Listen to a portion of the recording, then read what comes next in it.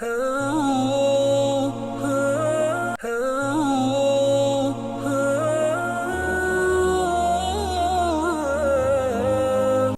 புனித மஸ்ஜித் அக்ஸா அதனுடைய ஹுத்பாவை நிகழ்த்தியிருந்தார் ஹத்தீப் ஹாலித் அபு ஜுமா ஹஃபிதஹுல்லாஹ். ஹுத்பாவின் தலைவு மஸ்ஜித் அக்ஸாவில் நோன்பு படித்து நல்ல அமல்களில் ஈடுபடுவது என்பதாகும்.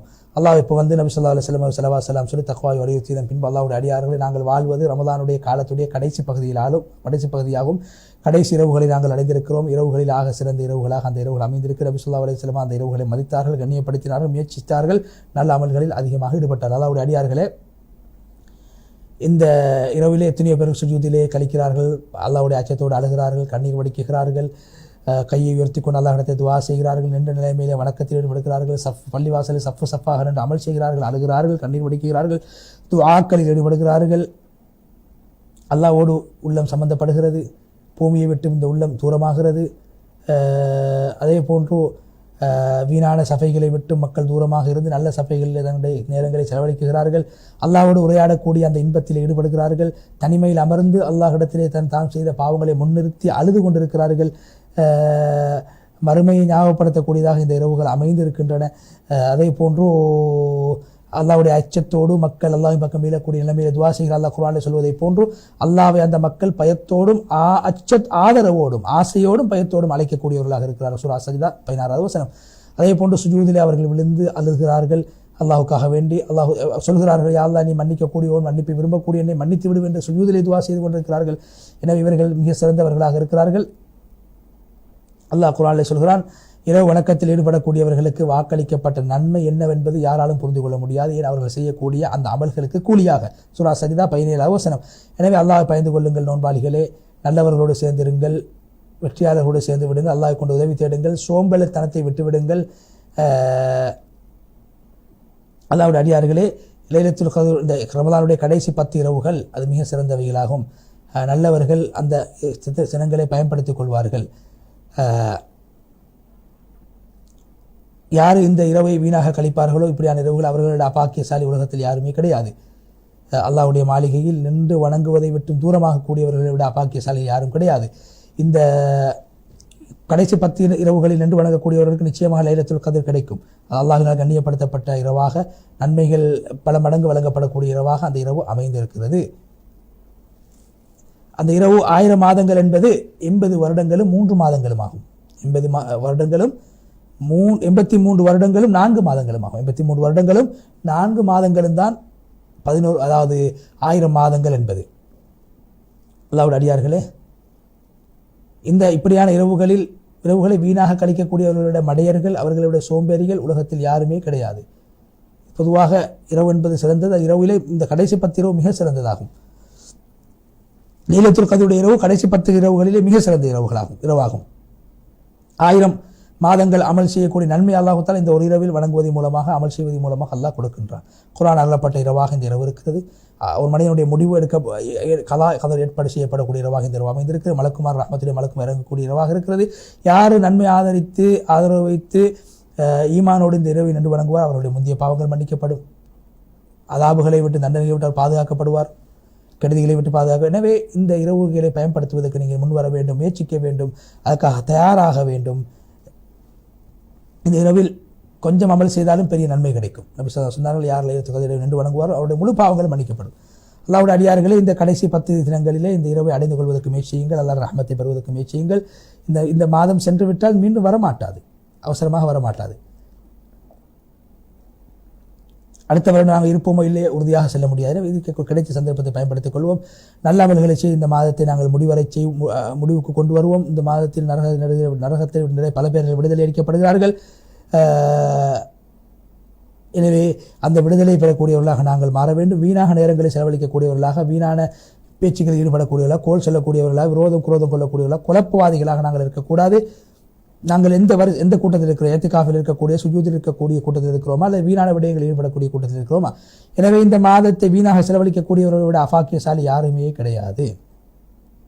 மக்கள் தொழுகையிலும் ருக்குவிலும் அழுகையிலும் ஈடுபடும் போது, துஆக்களில் ஈடுபடும் போது வீணாக செலவழிக்கக்கூடியவனை விட அபாக்கியசாலி யாருமே கிடையாது.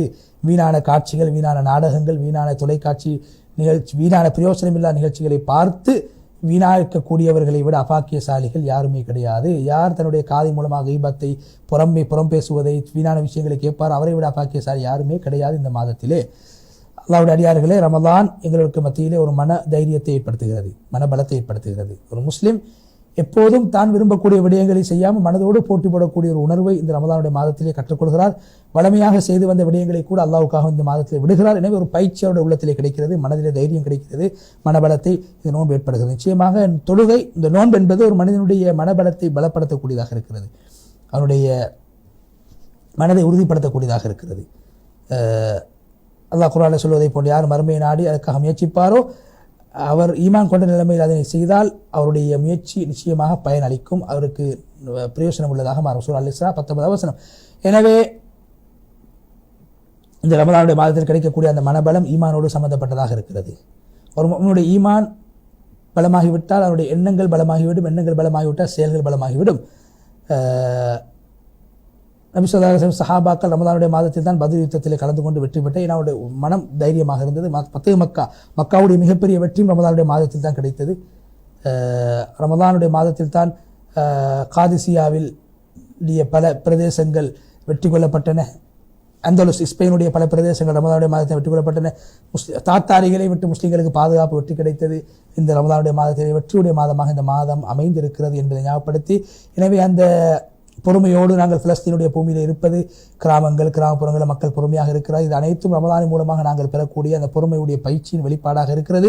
இன்று எங்களுடைய நாடு கடத்துவதற்கு, இந்த ஊரை விட்டங்களை விரட்டுவதற்கு எத்தனையோ முயற்சிகள் நடந்து கொண்டிருக்கக்கூடிய நேரத்தில் எங்களுடைய சமூகம் பொறுமையாக இருக்கிறார்கள். சமூகம் கொலை செய்யப்பட்டார்கள், அநியாயம் செய்யப்பட்டது, எங்களுடைய சமூகத்துக்கு வீடுகளை அரிக்கப்பட்டன, உடைக்கப்பட்டன, தகர்க்கப்பட்டன. இந்த சந்தர்ப்பத்தில் மலையை போன்ற எங்களுடைய சமூக முஸ்லீம்கள் உறுதியாக இருக்கிறார்கள். காரணம் என்ன? இந்த நோன்பு மனிதனுடைய உள்ளத்திலே மிகப்பெரிய தைரியத்தை, பலத்தை ஏற்படுத்துகிறது. அதே போன்று எங்களோட மனபலம், எங்களோட தைரியம் விரோதிகளை அதை விலகினப்படுத்திவிடும். உடைக்கப்பட்ட பள்ளிவாசலை நாங்கள் மீண்டும் கட்டுவோம், உடைக்கப்பட்ட வைத்தியசாலைகளை நாங்கள் மீண்டும் கட்டுவோம் இன்ஷா அல்லாஹ். நாங்கள் வாழக்கூடிய ஒரு பிரதேசமாக இந்த வஸா நிச்சயமாக மாறும். பாடசாலைகளை, பல்கலைக்கழகங்களை கட்டுவோம். விவசாய நிலங்களை நாங்கள் சீராக்கி விவசாயத்தில் ஈடுபடுவோம். நாங்களே விவசாயம் செய்து நாங்களே சாப்பிடுவோம், நாங்களே எங்களுடைய விவசாயத்தின் மூலமாக பயன்பெறுவோம் என்பதை ஹத்தீப் அவர் ஞாபகப்படுத்திவிட்டு, ரமலானுடைய மாதத்தில் நாங்கள் பொறுமையை கற்றுக்கொண்டிருக்கிறோம்.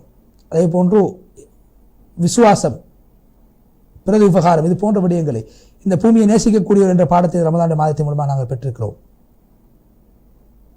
இந்த பிலஸ்தீன் மக்கள் அவருடைய வீடுகளை, காணி பூமிகளை யாருக்கும் விட்டுக் கொடுக்க மாட்டார்கள், பள்ளிவாசலை யாருக்கும் விற்க மாட்டார்கள். இது எங்களுடைய கொள்கையோடு சம்பந்தப்பட்டதாக இருக்கிறது. இது எங்களுடைய இந்த பூமியில் ஷஹீதாக்கப்பட்ட ஒவ்வொரு ஷஹீதுக்கும் சொந்தமான இடமாக இருக்குது, ஒவ்வொரு கைதிகளுக்கும் சொந்தமான இடமாக இருக்குது. யாருக்கும் இதை நாங்கள் விட்டுக் கொடுக்க மாட்டோம் என ஞாபகப்படுத்திவிட்டு, கடைசி 10 தினங்களுடைய முக்கியமான விடயங்கள் ஒன்றுதான் இஅ்திகாஃபுடைய அமல். அது மிக எங்களுடைய மனதை சுத்தப்படுத்துவதற்கு மிக அரிய ஒரு சந்தர்ப்பம், அழகான ஒரு சந்தர்ப்பமாக இருக்கிறது. உள்ளத்தை சுத்தப்படுத்துவதற்கு, அல்லாஹ்வோடு தனிமையிலிருந்து உரையாடுவதற்கான ஒரு சந்தர்ப்பமாக இந்த இஅ்திகாஃப் அமைந்திருக்கிறது. நபி ஸல்லல்லாஹு அலைஹி வஸல்லம் அவர்கள் விடாமல் செய்து வந்த ஒரு சுன்னத்தாக ரமலானுடைய கடைசி பகுதியிலே 10 தினங்கள் நபி ஸல்லல்லாஹு அலைஹி வஸல்லம் அவர்கள் நபியுடைய மனைவிமார்களும் தோழர்களும் இஅ்திகாஃபில் இருந்திருக்கிறார்கள். அதுக்கு பின்னால் சஹாபாக்கள் இருந்திருக்கிறார்கள். பள்ளி வாசலில் அல்லாஹ்வுக்காக வேண்டி திக்ர் செய்வதற்காக வேண்டி, வணக்க வழிபாடு ஈடுபடுவதற்காக, துஆவில் ஈடுபடுவதற்காக வேண்டி, நஃபிலான வணக்கங்கள் அதிகமாக செய்வதற்காக நேரம் கொடுப்பதுதான் இஅ்திகாஃப். தொழுகை, குர்ஆன் திலாவத், இல்முடைய சஃபைகள் அமர்வது, அதே போல் நபி ஸல்லல்லாஹு அலைஹி வஸல்லம் அதிகமாக ஸலவாத்து சொல்வது போன்ற விடயங்களில் ஈடுபடுவது தான் இஅ்திகாஃப் ஆகும். மஸ்ஜித் அக்ஸாவில் இந்த இஅ்திகாஃபுடைய அமல் நடைபெறுமாக இருந்தால் அது எவ்வளவு சிறப்பாக, மகத்தானதாக, அது மகிமை வாய்ந்ததாக இருக்கும். அல்லாஹ்வுடைய அடியார்கள் நாங்கள் ரமலானுடைய மாதத்தில் இருக்கிறோம், அது நெருங்கி இருக்கிறது செல்வதற்கு. எனவே இந்த மாதத்திலே யார் வீணாக தன்னுடைய நேரங்களை செலுத்தால் அவர்கள் அபாக்கியசாலிகளாக மாறிவிடுவார்கள். எனவே லைலத்துல் கத்ருடைய இரவை அல்லாஹ் தஆலா இந்த 10 தினங்கள் தான் வைத்திருக்கிறார். அதை நீங்கள் எஞ்சிருக்கக்கூடிய நாட்களில் தேடிக்கொள்ளுங்கள். எனவே உண்மையான முடிவு என்பது கடைசி சந்தர்ப்பத்தை வைத்துத்தான் அதனுடைய முடிவு என்னவென்று நாங்கள் அறிந்து கொள்ள. எனவே கடைசி நல்லதாக அமைய வேண்டும், என்னுடைய இறுதி முடிவு நல்லதாக அமைய வேண்டும் எல்லா விடயங்களிலும். எனவே நல்ல சாலிஹான அமல்களை செய்து கொள்ளுங்கள். அல்லாஹ்வுடைய நெருக்கத்தை பெறக்கூடிய அமல்களின் பக்கம் நீங்கள் ஈடுபாடு காட்டுங்கள். அல்லாஹ்விடத்திலே உங்களுடைய நோன்புகள் அல்லாஹ் தஆலா ஏற்றுக்கொள்ள வேண்டும் என்று துஆ செய்கிறோம் என்று சொல்லி, அடிக்கடி இந்த ரமலானை சந்திக்கக்கூடிய சந்தர்ப்பத்தை அல்லாஹ் உங்களுக்கு தர வேண்டும் என்று துஆ செய்துவிட்டு ஹுத்பாவுடைய முதல் பகுதியை விட்டு விடைபெற்று சென்றார் ஹத்தீப் அவர்கள். இரண்டாவது பகுதியிலே ஹத்தீப் அவர்கள் அல்லாஹ்வை புகழ்ந்து நபி ஸல்லல்லாஹு அலைஹி வஸல்லம் ஸலவாத் ஸலாம் சொல்லி, அல்லாஹ்வுடைய அடியார்கள் அல்லாஹ் தஆலா ரமலானுடைய கடைசியிலே உங்களுடைய நோன்பு ஏற்பட்ட குறைகளை பூர்த்தி செய்வதற்காக ஜக்காத்துல் ஃபித்ர் என்று சொல்லக்கூடிய ஒன்றை அல்லாஹ் தஆலா கட்டாயப்படுத்தியிருக்கிறான். அது கட்டாயப்படுத்தப்பட்டதாக இருக்குது. நபி ஸல்லல்லாஹு அலைஹி வஸல்லம் அவர்கள் சொன்னதாக அப்துல்லாஹ் இப்னு உமர் ரலியல்லாஹு சொன்னாங்க, நபி ஸல்லல்லாஹு அலைஹி வஸல்லம் அவர்கள் ஜக்காத்துல் ஃபித்ரை கட்டாயப்படுத்தினார்கள். ஈச்சம்பழம், அதாவது 2 கிலோ 400 கிராம் ஈச்சம்பழம் அல்லது கோதுமை அது தன்னுடைய பொறுப்பில் இருக்கக்கூடியவர்களுக்காக வேண்டி ஒரு குடும்ப தலைவன் கொடுக்க வேண்டும். அடிமைகளுக்கும் கடமையாக்கப்பட்டிருக்கிறது, சுதந்திரமானவர்கள் கடமையாக, ஆண்கள் பெண்கள் சிறுவர்கள் பெரியவர்கள் எல்லோருக்கும் கடமையாக்கப்பட்டுள்ளது என்று நபி ஸல்லல்லாஹு அலைஹி வஸல்லம் சொன்னார்கள். ஸகாத்துல் ஃபித்ர் நாங்கள் என்னுடைய ஊரிலே பெரும்பான்மையாக சாப்பிடப்படக்கூடிய உணவாக அரிசி தானியங்கள் இவைகளை தான் கொடுக்க வேண்டும். அதை நலவுகள் இருக்கின்ற போது அதை காசாகவும் கொடுக்கலாம் என்ற விடயத்தை ஹனஃபி மதஹ்பின்படி உள்ள கருத்தை ஹத்தீப் அவர்கள் ஞாபகப்படுத்தினார்கள். பெருநாளுடைய தொழுகைக்கு முன்னால் கொடுக்கப்பட வேண்டும். அப்படி பெருநாளுடைய தொழுகை வரைக்கும் கொடுக்கப்படாவிட்டால் அதனுடைய நன்மை கிடைக்க மாட்டாது, அது சதக்காவாக கருதப்படும். சதக்காத்துல் ஃபித்ராவாக இருந்தால் பெருநாளுக்கு முன்னால் கொடுக்கப்பட வேண்டும், பெருநாள் தொழுகைக்கு முன்னால் கொடுக்கப்பட வேண்டும். அல்லாஹ்வுடைய அடியார்களே, எங்களுடைய கஸாவில் எங்களுடைய சகோதரர்கள் முற்றுகையிடப்பட்டிருக்கிறார்கள். லஃபா கர்பியா என்று சொல்லக்கூடிய இடங்கள், இந்த குதுசுக்கு வர முடியாமல் தடுக்கப்பட்டிருக்கிறார், மஸ்ஜித் அக்ஸாவுக்கு வந்து தொழ முடியாத அளவுக்கு அவர்கள் தடுக்கப்பட்டிருக்கிறார்கள். அல்லாஹ் தஆலா நிச்சயமாக அவர்களுக்கு இந்த நன்மையை கொடுப்பான். யாருக்கெல்லாம் உண்மையாக வர முடியாமல் இருக்கிறதோ அவர்களுக்கு அல்லாஹ் இந்த நன்மையை கொடுப்பான். இந்த அக்ஸா அவர்கள் ஒருபோதும் மறக்க மாட்டார். அக்ஸா அவர்கள் உரையாடுகிறது, அவர்கள் அழைக்கிறது, அவர்களை பார்த்து ஆறுதல் சொல்கிறது. எனவே அவர்களுக்கு நிச்சயமாக வர முடியாமல் தடுக்கப்பட்ட காரணத்தில் நிச்சயமாக அவர்களுக்கு இங்கு வந்து தொழக்கூடிய நன்மைகளில் ஈடுபடக்கூடிய முழு நன்மைகளில் ஈடுபடக்கூடிய சந்தர்ப்பத்தை உங்களுக்கு அவர்கள் இழந்திருந்தாலும் நன்மைகள் அல்லாஹ் நிச்சயமாக அவர்களுக்கு கொடுப்பான். திக்ர் செய்யக்கூடிய, திக்ர் செஞ்சு ஈடுபடக்கூடிய அந்த எல்லா நன்மைகளும் நிச்சயமாக அவர்களுக்கு கிடைக்கும். அதே போன்று அல்லாஹ்விடத்திலே நாங்கள் நல்ல முடிவை கேட்க வேண்டும் என்ற விடயத்தை ஞாபகப்படுத்திவிட்டு, இந்த பூமிக்கு வர வேண்டும் என்று எல்லோரும் ஆசைப்பட்டு கொண்டிருக்கிறார்கள். அவர்களுக்கு அல்லாஹ் தஆலா சந்தர்ப்பத்தை வழங்க வேண்டும் என்று ஹத்தீப் அவர்கள் இந்த பூமிக்கு வர முடியாமல் தவிர்க்கக்கூடியவர்களுக்கு ஆறுதல் வார்த்தைகளை சொல்லி இந்த பூமிக்கு வந்து அமல் செய்வதை போன்று மஸ்ஜிதுல் ஹராம் பைத்துல்லாஹ் காபாவுக்கு சென்றும் நபி அவருடைய மஸ்ஜிதுக்கு சென்றும் அமல்களில் ஈடுபட வேண்டும், அதுக்கான சந்தர்ப்பத்தை அல்லாஹ் தர வேண்டும் என்று துவா செய்துவிட்டு, அல்லாஹ்வுடைய அடியார்களை நாங்கள் எங்களுடைய அக்ஸாவை பார்த்து சொல்கிறோம். அல்லாஹு தஆலா நிச்சயமாக வெற்றியை தருவான். அல்லாஹு தஆலாவுடைய வாக்குறுதி உண்மையானது, அல்லாஹ் வாக்கு மீறாதவன். அநேகமான மனிதர்கள் அதை புரிந்து கொள்ளாமல் இருக்கிற சூரா ரூமுடைய 6வது வசனத்தை ஓதிவிட்டு அல்லாஹ் தஆலா சொல்லக்கூடிய இன்னல் லா யுக்லிஃபில் மிஆத், நிச்சயம் அல்லாஹ் தஆலா வாக்குக்கு மாற்றம் செய்ய மாட்டான் என்ற சூரா ஆல் இம்ரானுடைய 9வது வசனத்தை ஓதி நீண்டதோர் விரிவான துஆவை செய்து ஹத்தீப் ஹாலித் அபு ஜுமா ஹஃபிதஹுல்லாஹ் அவர்கள் முழுமையாக மஸ்ஜித் அக்ஸாவுடைய குத்பா விடைபெற்று சென்றார். அந்த அடிப்படையில் இன்றைய தினத்திலே 3 குத்பாக்களும் ரமதானுடைய கடைசி 10 தினங்களை மிக அழகாக நாங்கள் பயன்படுத்திக் கொள்ள வேண்டும். சந்தர்ப்பத்தை நாங்கள் தவறவிடக்கூடாது, பயன்படுத்திக் கொள்ள வேண்டும். லைலத்துல் கத்ருடைய இரவை நாங்கள் அடைந்து கொள்ள வேண்டும் என்று வலியுறுத்தினார்கள். அந்த அடிப்படையில் நாங்கள் 27வது தினத்தை தாண்டியிருந்தாலும் கூட 27 தான் லைலத்துல் கத்ருடைய இரவு என்று உறுதியாக யாராலும் சொல்ல முடியாது. அதை ஆதரவு வைத்து நாங்கள் நன்மைகளில் ஈடுபட்டும் அல்லாஹ் தஆலா கபூல் செய்து கொள்ள வேண்டும்.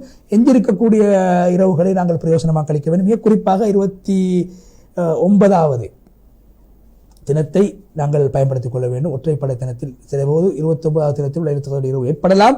அந்த அடிப்படையில் எஞ்சிருக்கக்கூடிய நாட்களை பயன்படுத்திக் கொள்வோம் என்ற செய்தியை பிரே டிவியின் ஊடாக நேயர்களுக்கு நாங்கள் வழங்கி, நிகழ்ச்சி தயாரிப்பாளர் சகோதரர் ரிஸ்வான் அவர்களுக்கும் தொழில்நுட்ப உதவியாளர் சகோதரர் ஷர்ஃபான் அஹ்மத் அவர்களுக்கும் நன்றி செலுத்துவதை போன்று இந்த நிகழ்ச்சியை ரமதானுடைய மாதத்தில் பார்த்து பயன்பெற்றுக் கொண்டிருக்கக்கூடிய நேர்களாகி உங்களுக்கும் அல்லாஹ் தஆலா அருள் பாலிக்க வேண்டும். உங்களுடைய நோன்புகளை அல்லாஹ் ஏற்று அதற்கான கூலி அல்லாஹ் வழங்க வேண்டும் என்று துஆ செய்து இன்னும் ஒரு மனாபிர் இஸ்லாம் நிகழ்ச்சியுடன் மீண்டும் உங்கள் அனைவரையும் சந்திக்கும் வரை விடைபெற்றுச் செல்கிறோம். வ ஆகிரு தஅவானா அல்ஹம்துலில்லாஹி ரப்பில் ஆலமீன். வஸ்ஸலாமு அலைக்கும் வரஹ்மத்துல்லாஹி வபரகாத்துஹு.